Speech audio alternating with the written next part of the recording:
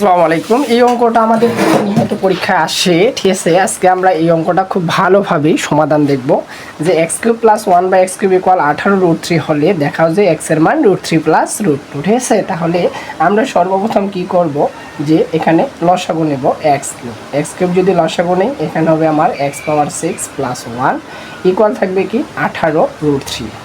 এবার আমরা কি করব x⁻6 + 1টা রাখে দিব আর এটার দিকে নাকি গুণ করে দিব 18√3 x কিউব, ঠিক আছে। এই পদটাকে আমরা বাম দিকে নিয়ে আসলাম। তাহলে এবার হবে x⁻6 - 18√3 x কিউব + 1 = 0। এবার আমাদের কি করতে হবে এখানে বর্গের সূত্র ফেলতে হবে, ঠিক আছে। বর্গের সূত্র কি করব আমরা এইভাবে ফেলাবো x কিউবের উপরে স্কয়ার মাইনাস 2a মানে কিন্তু x কিউব, b মানে এমন একটা মান গুণ করব যে মানটা গুণ করলে 18√3 x কিউব মিলে যাবে। তাহলে 2x কিউব পেয়ে গেছি আমরা। 18√3 x কিউবকে যদি এটা দ্বারা ভাগ করি পাবো কি 9√3, এটা হলো b প্লাস b স্কয়ার মানে 9√3 এর উপর স্কয়ার। এই মানটা উপরে দেওয়া নাই যার কারণে এই মানটা আমরা মাইনাস করে দেব 9√3 এটার উপর স্কয়ার। এক্সট্রা মান কত ছিল +1, আমরা +1 দিয়ে দিলাম ইকুয়াল কি হবে আমাদের জাস্ট 0 হবে। এবার আমরা এই যে এখান থেকে এই পর্যন্ত যদি ক্যালকুলেশন করি তাহলে আমরা মান পাবো কি a - b এটার উপর এই যে অল কিউব, ঠিক আছে, সরি অল স্কয়ার। বাকি মান থাকলো আমার এটার উপর যদি ক্যালকুলেশন করি এটার মান পাবো আমরা 243 প্লাস থাকবে 1 ইকুয়াল হবে 0। আমরা যেহেতু x এর মান বের করব বাকিগুলো পার করে দেব। তাহলে x cube minus 9√3 equal 243 minus থেকে 1 বিয়োগ করলে -242, ওই প্যাকেজে হবে +242, ঠিক আছে।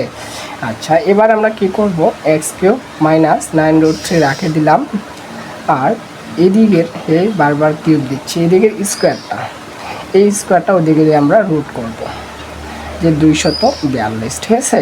তাহলে এদিকে থাকবে আমার x কিউব সমান, আচ্ছা এইটা অনেকেই জানে যে 121 দুগুণে 242, কিন্তু অনেকে নেই ভুল করে যে বারবার তো আমাদের 121 এরকম আসবে না। আমাদের নিয়মটা কি দেখি, যদি কিউবের প্লাস থাকে তাহলে এখানে বড় মানটা থাকে, তাহলে এখানে কি মানটা থাকবে বড় মানটা, তাহলে পরের মানটা কি হবে √2। এই জন্যে আমরা এই মানটাকে গোটা মানটাকে 2 দ্বারা ভাগ করব, 2 দ্বারা ভাগ করব। যদি 242কে 2 দ্বারা ভাগ করি তাহলে এখানে পাবো 121, ঠিক আছে, আর গুণন দিব আমরা 2, আর বাকি থাকবে কি আমাদের 9√3। এখানে যদি আমাদের √6 থাকতো তাহলে এই মানটাকে আমরা 5 দ্বারা ভাগ করতাম, ঠিক আছে। আচ্ছা এরকম আরও একটি প্রশ্ন আমি দিয়ে দিব আগামী ভিডিওতে, আশা করা যায় সেটি দেখলে আরও ক্লিয়ার হয়ে যাবে। 121কে রুট করলে আমরা পাবো 11√2 প্লাস থাকবে আমাদের 9√3। এখন এই অঙ্কটা আমরা দুইটা নিয়মে করতে পারি, একটা হলো নিচ লাইন থেকে আরেকটা হলো উপর লাইন থেকে। সকলেই নিচ থেকে যায়, তবে আমি উপর থেকে করে দেব, ঠিক আছে। এখানে 9টা √3, আমরা প্রথমে √3 এর উপর কিউব দিলে কত পাই আমরা জানি, √3 এর উপর কিউব দিলে কিন্তু 3√3 হয়, 3√3 হয়, ঠিক আছে।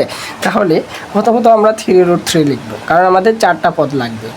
√2 উপর কিউব দিলে কি হবে আমাদের এই যে 2√2, ঠিক আছে। আচ্ছা এখানে কয়টা √2 হয়েছে 2টা, আছে কয়টা 11টা, তাহলে এখানে থাকবে 9√2, ঠিক আছে। এখানে √3 নিচে আমরা 3টা আছে 9টা, তাহলে আমাদের থাকবে কয়টা আরও 6টা √3। এই যে আমরা 4টা পদ তৈরি করে দিলাম, 4টা পদ তৈরি করলেই আমাদের পরবর্তী লাইনটা এখন সহজ হয়ে যাবে। আমরা এখানে লিখব √3 এর উপর কিউব প্লাস এখানে লিখবো আমরা √2 এর উপর কিউব, ঠিক আছে। বাকি আমরা সূত্র ফেলাবো 3a², এখানে b প্লাস 3a মানে √3, b মানে √2 এর উপর স্কয়ার প্লাস এই যে b কিউব। এক্ষেত্রে আমাদের চলে আসলো √3 প্লাস √2 এটার উপর কিউব, ঠিক আছে। এখানে x কিউব যদি কাটা যায় x এর মান হয়ে গেল √3 প্লাস √2। আশা করা যায় আমরা বুঝতে পারছি। এরপরে আরও একটি ভিডিও নিয়ে আসবো আমরা, এই ভিডিওটা যে x cube minus 1/x cube সমান 46√5 হলে x সমান কত, এই ভিডিওটা আমরা পরবর্তী ক্লাসে বিস্তারিতভাবে আবারও দিব, ঠিক আছে। আপনারা সাথে থাকুন, অবশ্যই ভালো কিছু শিখতে পারবেন এই পেজের সাথে থাকলে, ঠিক আছে। তাহলে আজকে এই পর্যন্ত। অনেকেই কি করে যে এই নিচ থেকে ক্যালকুলেশন করে করে উপরে যায়, ওটাও সহজ নিয়ম এটাও সহজ নিয়ম, বুঝলে উভয় নিয়মই কিন্তু সহজ, ঠিক আছে। আচ্ছা এই ভিডিওটার জন্য আমরা আগামী ক্লাসে অপেক্ষা করি, তাহলে বিষয়টি আরও ক্লিয়ার হয়ে যাব।